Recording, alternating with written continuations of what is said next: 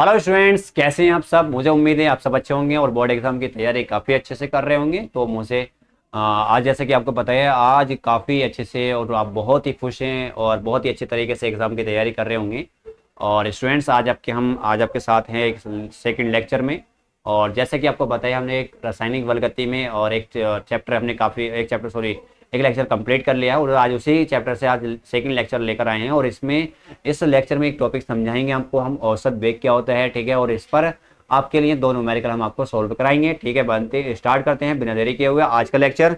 तो स्टूडेंट्स, अगर हम बात करें औसत वेग क्या होता है, जैसे कि हमने अगर पहले पढ़ा था कि रासायनिक अभिक्रिया का वेग, हमने रासायनिक अभिक्रिया वेग में बात करी थी स्टूडेंट्स कि किसी रासायनिक अभिक्रिया के जो अभिकारक की सांद्रता में समय के साथ साथ परिवर्तन होता है या उत्पाद की सांद्रता में परिवर्तन होता है तो उसे रासायनिक अभिक्रिया का वेग कहते हैं।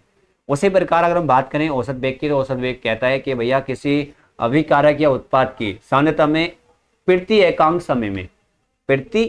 समय में होने वाले परिवर्तन को ही अभिक्रिया का औसत वेग कहते हैं। एक बार सुन लो, किसी रासायनिक अभिक्रिया में अभिकारक या उत्पाद की सांद्रता में एकांक समय में होने वाले परिवर्तन को ही अभिक्रिया का औसत वेग कहते हैं। और इसे ए बी से रिप्रेजेंट करते हैं, इसे ए बी से रिप्रेजेंट करते हैं।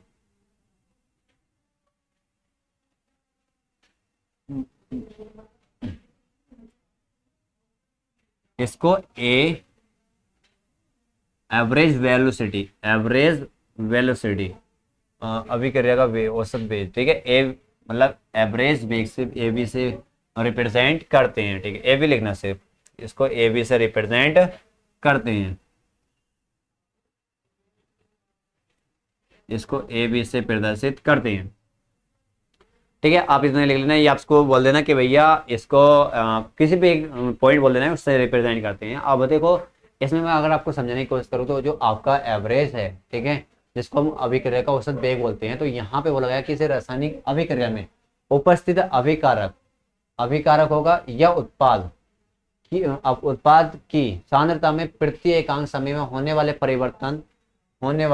परिवर्तन को उस अभिक्रिया का औसत वेग कहते हैं। जो मैंने अभी आपको बताया वही यहाँ पे डेफिनेशन है कि किसी रासायनिक अभिक्रिया में उपस्थित, अब कोई रासायनिक अभिक्रिया होगी भैया, तो वहां पे जैसे मान लो ये R है और यहाँ पे P है, कोई रासायनिक अभिक्रिया होगी तो भैया वहां पे अभिकारक भी होगा और उत्पाद भी होगा। तो किसी रासायनिक अभिक्रिया में उपस्थित वहां पे अभिकारक भी होगा और आपका उत्पाद भी होगा। में उपस्थित अभिकारक या उत्पाद की सांद्रता में प्रति एकांक समय में, वहां पे क्या था, समय के साथ साथ हो रही थी बात, वहां पे और यहाँ पे बहुत फर्क है। वहां पे समय के साथ साथ चल रही थी बात, लेकिन यहाँ पे बात की जा रही प्रति एकांक समय में। किसमें? प्रति एकांक समय में होने वाले परिवर्तनों को ही अभिक्रिया का औसत वेग कहते हैं, ठीक है। अब बात करते हैं, इसका एक डेरिवेशन होता है, उसको हम समझाने की कोशिश करते हैं।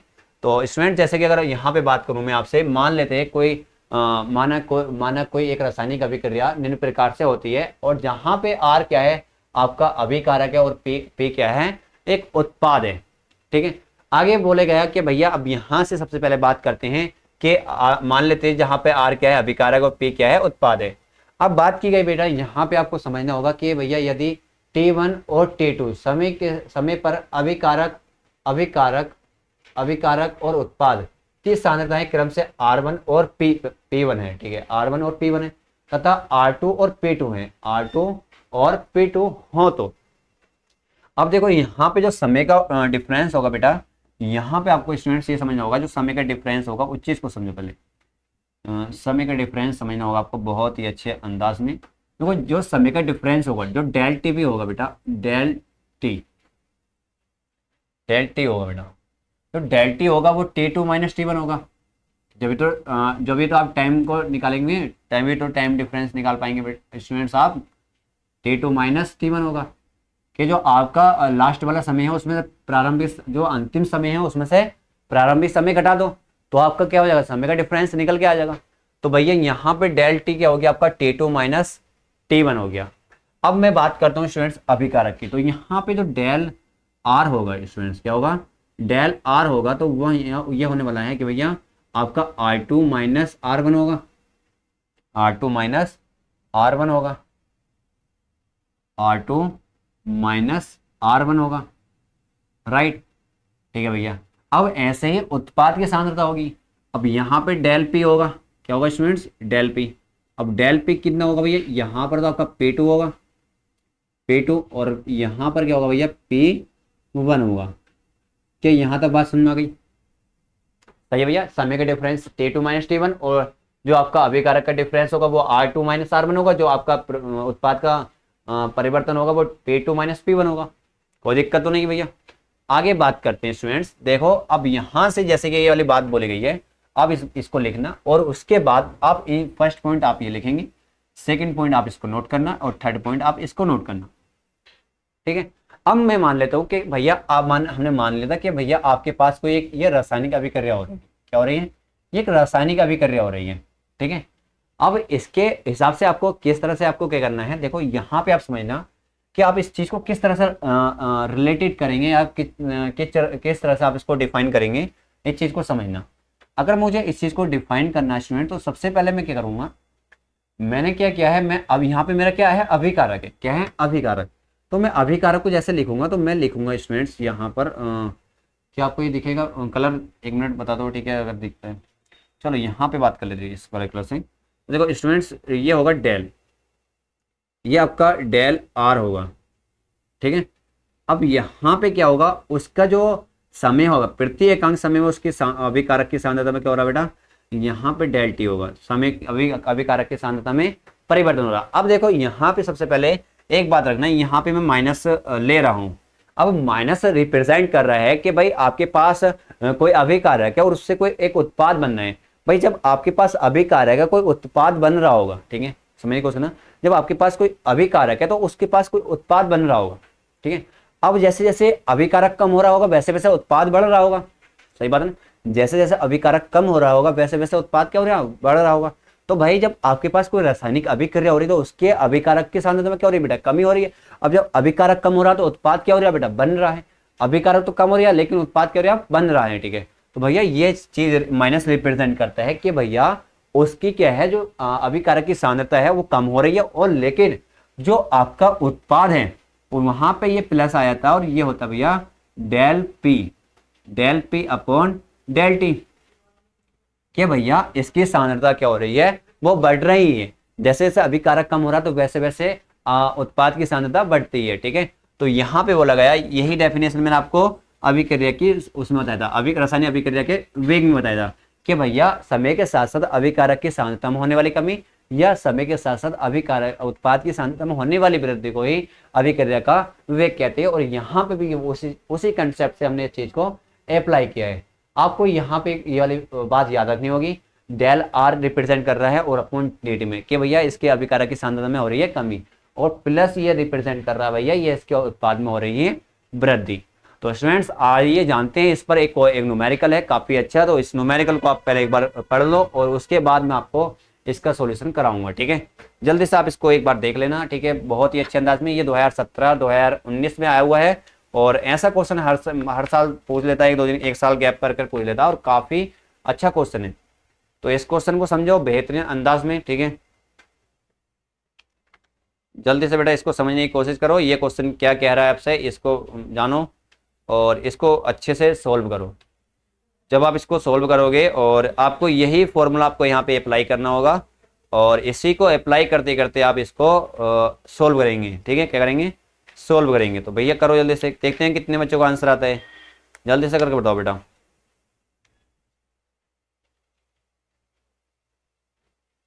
जल्दी से बताओ बेटा।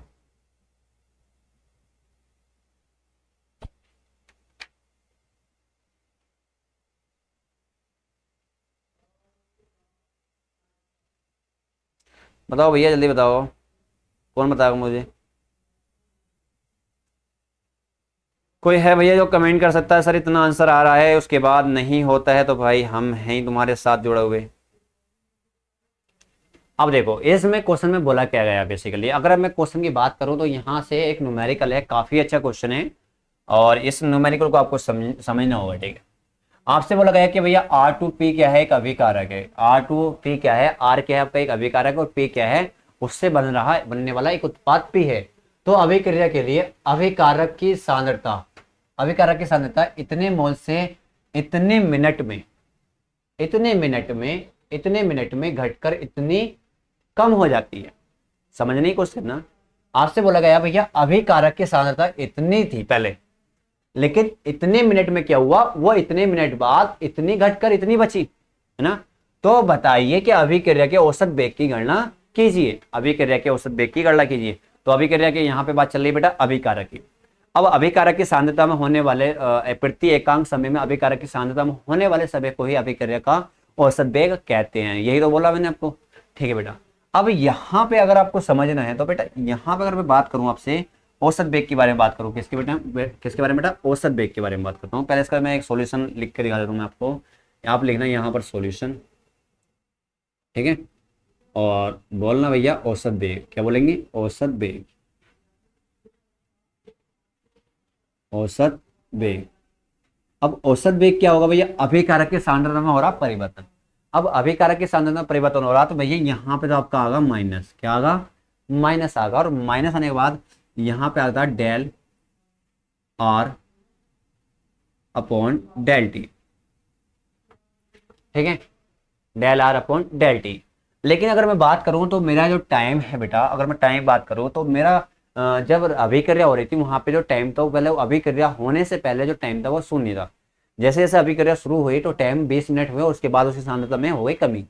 तो अगर मैं देखूं तो मेरे पास स्टूडेंट T1 जो है वो कितना है भैया, वो 0 मिनट है। कितना है भैया, 0 मिनट है। यहाँ पर अगर मैं देखने की कोशिश करूँ तो T1 मेरा होगा 0, और T2 कितना दे रखा भैया, T2 दे रखा है 20 मिनट। T2 कितना दे रखा है, 20 मिनट। सही है भैया। अब ये 20 मिनट T2 दे रखा है भैया, आप यहाँ से डेल टी निकालो, क्या निकालो, डेल टी निकालो। डेल टी आप निकालेंगे तो ये फॉर्मूला होता है भैया T2 माइनस T1। अगर आप यहाँ पे लिखोगे भैया 20 माइनस 0 इज इक्वल टू आ जाएगा बेटा 20 मिनट। क्या यहाँ तक क्लियर सब भैया, सब बच्चों के? अगर सभी स्टूडेंट्स के यहाँ तक क्लियर है तो आप कमेंट करो कि भैया भैया हमने तो डेल टी निकाल लिया, कितना आया टी, हमने, हमें पता है जब हमारी अभिक्रिया थी शुरू में उस टाइम हमारा समय शून्य था, कि ये तो हमें मानना पड़ेगा T1 शून्य है। लेकिन जैसे जैसे अभिक्रिया हुई 20 मिनट बीते उसके बाद उसकी सांद्रता में होने लगी कमी, सांद्रता जितनी थी उससे कम हो गई, है ना। अब देखो T2 इतना मिनट हो गया। अब बात करें डेल टी का लिए फॉर्मूला होता है सर, अभी आपने बताया T2 माइनस T1 होता है, जहाँ पे T2 की वैल्यू कितनी 20 मिनट है और T1 की वैल्यू 0 है, और यहाँ पे सोल्व करके कितना आ गया बेटा 20 मिनट, राइट। कोई दिक्कत तो नहीं है। अब देखो यहाँ पे अगर मैं बात करूँ डेल आर क्या है, देखो डेल आर को मैंने रिप्रेजेंट किया था आपसे R2 माइनस R1 किया है, क्या किया बेटा। अगर बात करूँ तो यहाँ से मैंने बोला था आपसे डेल आर जो है भैया वो है आपके पास R2 माइनस R1, सही है, कोई दिक्कत तो नहीं, R2 माइनस R1। अब देखो यहां से आपको एक चीज समझनी होगी कि आपको डेल आर कितना रखा है बेटा, R2 माइनस R1 दे रखा है, सही है।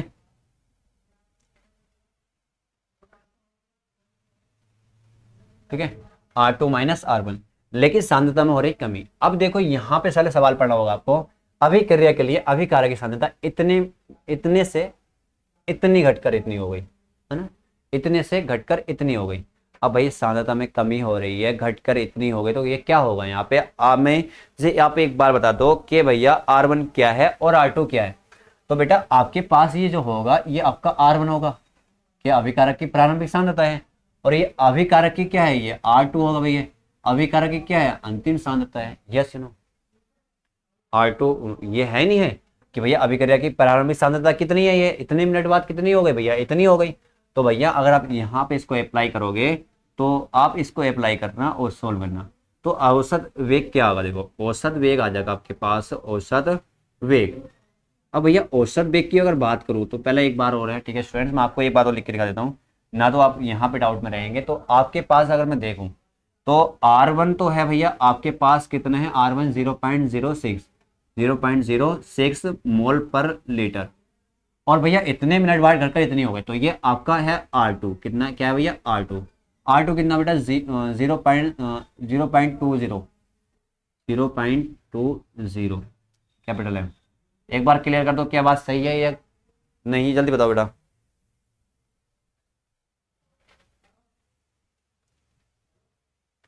ठीक है, क्लियर है बेटा, आगे चलें। ठीक है, अब देखो यहां से आपका जो फॉर्मूला आया औसत वेग का, तो यहाँ पे आपके पास माइनस है। अब जैसे ही देखो यहाँ पे मैं आपको एक रफ वर्क करके दिखाता हूँ, तो आप इस चीज़ को समझना, यहाँ पर आप समझने की कोशिश करना। जैसे आपके पास डेल आर है, ठीक है, ये आपके पास R2 माइनस R1 होता है, बात सही है, लेकिन सांद्रता में कमी हो रही है, यहाँ पे माइनस होगा, जैसे ही माइनस मैंने करेंगे तो ये माइनस R2 हो जाएगा और ये प्लस R1 हो जाएगा। क्या आप इस बात को इस तरह से लिख सकते हैं कि भैया R1 माइनस R2? जल्दी बताओ कमेंट करके, क्या लिख सकते हैं R2 R1 minus R2? Yes sir लिख सकते हैं, तो भैया लिख दो, यहाँ पे आ जाओ। तो भैया ये हो गया, यहाँ पे माइनस होने की वजह से ये हो जाएगा आपका क्या हुआ बेटा, R1 माइनस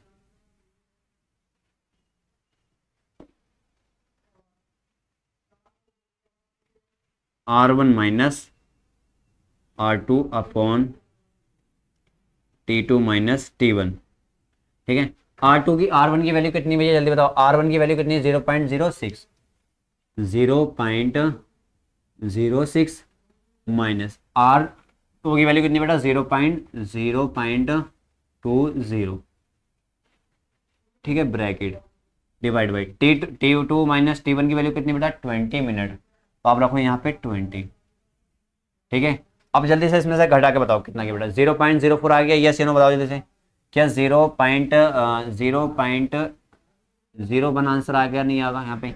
अगर इसको सोल्व करोगे तो 0.04 आ गया, और भैया इसको डिवाइड अपॉन 20, भैया दो बात पॉइंट है, पॉइंट उड़ा लो, 2 0 ले लो भैया, ले लिया आपने, तो आपके पास मतलब 4 पंजे 20, कितना बेटा, 4 पंजे 20, और भैया यहाँ पे हो गया आपके पास 500, और आपके पास हो गया 1/500। अब अगर इसको डिवाइड करेंगे कितना आएगा जल्दी बताओ बेटा, 1/500 को डिवाइड करेंगे तो कितना आएगा बेटा, जल्दी बताओ। क्या भैया 1 से 500 को डिवाइड करेंगे 1 को, तो 1.000002, तो बेटा आंसर आ गया आपके पास 0.00 कितने जीरो बेटा, 20 के बाद है 0.2, ठीक है, 0.002 आंसर आ गया, ठीक है। ये आप इसको लिख सकते हैं भैया, क्या लिख सकते हैं जल्दी बताओ मुझे, कि भैया 2 पॉइंट उड़ा लो, तो आप लिख दो इसको यहाँ पर लिख दो, ठीक है बेटा, यहाँ पर लिख दो, कितना आया बेटा आपके पास, 0.002, अगर आप यहाँ पे पॉइंट उड़ा रहे हैं तो बेटा 3 यहाँ के पास पॉइंट है, 2 मल्टीप्लाई 10 की पावर हो जाएगी -3, ठीक है बेटा, ये हो गया इसका आंसर, ठीक है। तो भैया आंसर आ जाएगा mole litre minute inverse, mole litre minute inverse, mole litre litre mole litre, mole per litre और minute inverse. 1 second litre inverse minute inverse, ठीक है, इसका आंसर ये हो गया। कोई दिक्कत तो नहीं भी यहाँ तक किसी बच्चे को, अगर कोई दिक्कत हो तो बताओ। तो इसका सॉल्यूशन आपको समझ गए आगे होंगे, और मैं समझाने की कोशिश करता हूँ आपको। देखो औसत वेगता, और आपको यहाँ पे अभी कारक की सांद्रता में होती है कमी, और जब कमी होती है तो यहाँ पे माइनस लेते हैं, और फॉर्मूला होता है डेल आर, फॉर्मूला होता है बेटा R2 माइनस R1 तो होता है, लेकिन अगर जब माइनस से सोल्व करोगे यहाँ पे R2 माइनस R1 है, लेकिन जब माइनस वाला लगाओगे तो जब यहाँ से माइनस से मल्टीप्लाई करोगे तो माइनस हो जाएगा, ये प्लस हो जाएगा, तो R1 यहाँ पे वो R1 माइनस R2 माइनस लगा के, ठीक है, अपन T2 माइनस T1, और भैया R1 की वैल्यू कितनी थी यहाँ पे 0.04, और R2 की भी 0.20, अपॉन T की वैल्यू कितनी आई बेटा, T2 माइनस T1, T2 कितना आई बेटा 20 मिनट आ गई, तो आपने यहाँ पर रख दिया। इसको सोल्व करा आपने, क्या करा, 0 आया घटा के 0.04 अपॉन 20, 2 के बाद पॉइंट 2 0 ले लिए, तो उठाया 4 पंजे 20, ये हुआ 1/500, डिवाइड करोगे तो मतलब 0.02 आ जाएगा, और जब अगर आप इसको सोल्व करोगे तो भैया ये इसका आंसर आ जाएगा, ठीक है। तो स्टूडेंट्स देखो ये इस तरह से क्वेश्चन होता है, और आपके लिए एक होमवर्क क्वेश्चन रहेगा, सिर्फ आपको यहाँ पे एक चीज करना है। अगर मैं बात करूँ इस क्वेश्चन की बात करूँ तो यहाँ पे समझना, आपसे बोला गया है सबसे पहले इस चीज को समझो कि भैया 2A उत्पाद, यहाँ पे क्या है, 2 अभिकारक है, कितने हैं, 2 अभिकारक, अभिक्रिया में एक ही सांद्रता मतलब एक ही सांद्रता इतने मिनट में इतने से घटकर इतनी रह जाती है ना, इतने से घटकर इतनी रह जाती है। देखो यहाँ पे अभिकारक की सांद्रता में हो रहा परिवर्तन। अब जब यहाँ पे कितने अभिकारक बेटा, 2 हैं, तो आप लिखोगे minus del R upon del T. लेकिन अगर मैं बात करूं यहाँ पे 2 है तो बेटा पहले यहाँ पे 1/2 भी आगा, क्या आगा बेटा, 1/2 भी आगा, और वो माइनस आगा। आपको ये वाला फॉर्मूला अप्लाई करना है और आपके पास सॉल्यूशन आ जाएगा। अब कैसे सॉल्यूशन आएगा, अब मैं सबसे पहले आपको बात बताऊं, यहाँ पे अगर देखो तो टाइम कितना बेटा, तो देखो T1 तो आपके पास 0 होगा, T2 कितना होगा 10 होगा। अब जैसे ही आप देखो T1 तो आपके पास 0 हो गई है, 0 मिनट, सही है भैया। T2 कितना है भैया, यहाँ पे T2 है भैया 10 मिनट, कितना 10 मिनट, सही है। और देखो भैया यहाँ पे इतने मिनट में से घटकर इतने बच जाती, तो भैया आपके पास R1 कितना है यहाँ पे, 0.5 है। और भैया R2 कितना, 0.4, R2 कितना भैया 0.4, ठीक है। अब देखो यहाँ से इतने रहता, तो इस फॉर्मूला को आप जैसे ही अप्लाई करोगे तो आपके पास क्या आएगा, जल्दी बताओ मुझे। जैसे ही यहाँ पे अगर ये माइनस है, क्या बेटा माइनस, अभी कारक के साथ में परिवर्तन हो गया है, तो आपके पास औसत बेग के लिए फॉर्मूला आ जाएगा, किसके लिए बेटा, औसत बेग के लिए। क्या फॉर्मूला आ जाएगा, औसत बेग के लिए, औसत बेग, औसत बेग के लिए बेटा फॉर्मूला आ जाएगा यहाँ पर। माइनस होने की वजह से, तो देखो यहाँ पे तो माइनस है, ये माइनस होने की वजह से जब इसमें देखो यहाँ पे अगर मैं इसको सोल्व करके दिखाऊँ आपको, तो ये इस चीज़ को समझो, ये -1/2 ऐसे रहेगा, ये आपके पास आगा भैया R2 माइनस R1 आगा, ठीक है, अपॉन ये क्या आगा बेटा T2 माइनस T1 आगा, T2 माइनस T1 आगा, ठीक है भैया। जैसे ही आप इसमें मल्टीप्लाई करोगे तो ये तो -R2 हो जाएगा, ये R+R1 हो जाएगा, तो अगर आप इसको सोल्व करें तो ये 1/2 हो जाएगा बेटा, और ये हो जाएगा प्लस का R1 और माइनस का R2, अपॉन कितना हो जाएगा भैया T2 माइनस T1, और T2 माइनस T1 की वैल्यू कितनी आ गई बेटा, जब आप यहाँ से डेल्ट T निकालोगे तो आपके पास T2 माइनस T1 होगा।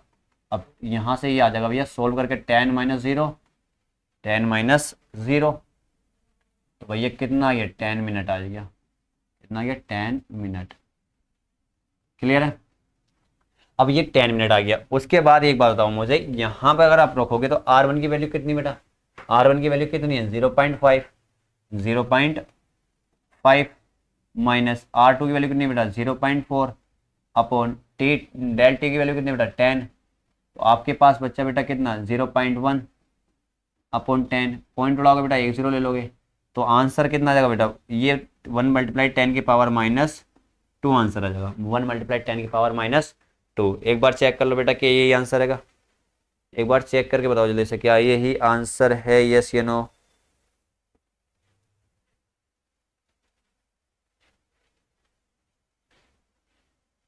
क्या बेटा जीरो मतलब क्या होने वाला है, जल्दी बताओ। यहाँ पे मेरा R1 कितना बेटा इतना है, तो यहाँ से यहाँ पर माइनस होगा ना बेटा, ठीक है।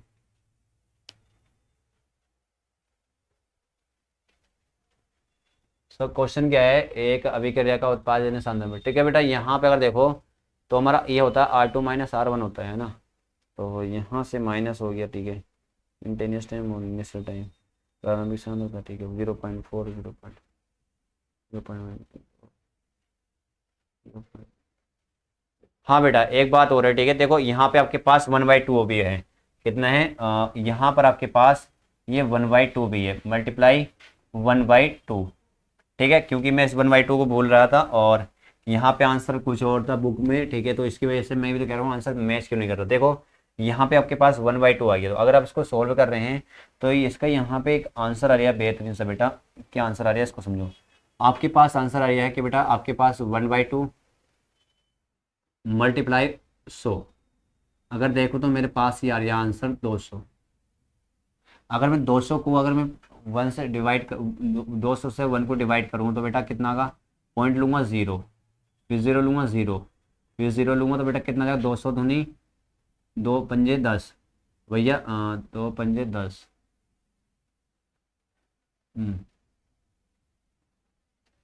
हाँ बेटा, तो ये आगे सोल्व करके बेटा 0.005 यहाँ तक भी रहने दो। अगर आप इसको सोल्व कर रहे हैं तो बेटा ये आंसर आ जाएगा 5। देखो 3 के बाद पॉइंट इधर को ले गया रहो, तो मल्टीप्लाई 10 की पावर -3 और मोल लीटर इनवर्स और भैया मिनट इनवर्स, लीटर इनवर्स और मिनट इनवर्स। चलो ठीक है, मैंने खुद नहीं करा दिया, वैसे ही आपका होमवर्क था, कोई दिक्कत नहीं है, आगे आपका होमवर्क मिल जाएगा तो आप इसका आंसर नोट कर सकते हैं। और यही आंसर है, तभी तो मैं कह रहा था भैया आपका आंसर मतलब ये दे रखा है, लेकिन आंसर कैसे नहीं आता, मैं 1/2 को भूल रहा था, ठीक है। तो बेटा आपका ये औसत बेग आ गया, क्या आ गया बेटा औसत बेग। के बात समझ में आई आप सबके, अगर आपके बात समझ में आ गई है तो बेटा कमेंट जरूर करना, ठीक है। तो स्टूडेंट्स आज के लिए इतना ही काफ़ी है, तो मिलते हैं आपसे। देखो अभी मैं आपसे को एक बात कर रहा था, ठीक है, पहले इसको एक बार समझ लो, ठीक है, ये कैसा है। देखो यहाँ पे आपको T1 तो आपका 0 रहेगा, T2 जो आपका टाइम है वो हैगा, ठीक है, और R1 आपका ये हैगा 0 और R2 ये हैगा, ठीक है। आपने अभी करा कि सांद्रता में होती है कमी तो माइनस आता है, तो भाई साहब ये होता है आपका डेल आर होता है, डेल आर होता है भैया आपके पास। डेल आर क्या होता है, डेल आर होता था बेटा आपके पास R2 माइनस R1। तो वही minus sorry sorry sorry sorry sorry क्या होता था बेटा, R2 माइनस R1। जब ये माइनस से मल्टीप्लाई करोगे यहाँ पे, तो ये यहाँ पे भी माइनस से मल्टीप्लाई होगी, तो माइनस से मल्टीप्लाई करोगे तो कितना हो जाएगा, ये तो प्लस का R1 हो जाएगा और माइनस का R2 प्लस वाला, ठीक है। तो इस तरह से यहाँ पे ये अप्लाई करा, और इसको अप्लाई करने के बाद यहाँ पे इसकी सॉल्यूशन करा, इसकी कैलकुलेशन करी, और कैलकुलेशन करने के बाद इसका ये यहाँ पे आंसर आ गया, ठीक है। तो स्टूडेंट्स मिलते हैं आपसे, ठीक है, नेक्स्ट वीडियो में। अगर आपको ये वीडियो पसंद आई हो तो हमारे चैनल को भी सब्सक्राइब करना और अपने फ्रेंड्स को भी ज़्यादा से ज़्यादा शेयर करना, ठीक है। तो बने रहिए। अगर आपका कोई क्वेश्चन है और अगर आपका कोई डाउट है तो आप कमेंट करना, और आप पूछना, अगर आपको कोई नया टॉपिक पढ़ना है तो आप कमेंट करना। तो मिलते हैं आपसे नेक्स्ट वीडियो में। Thank you so much, all the best for your board exam.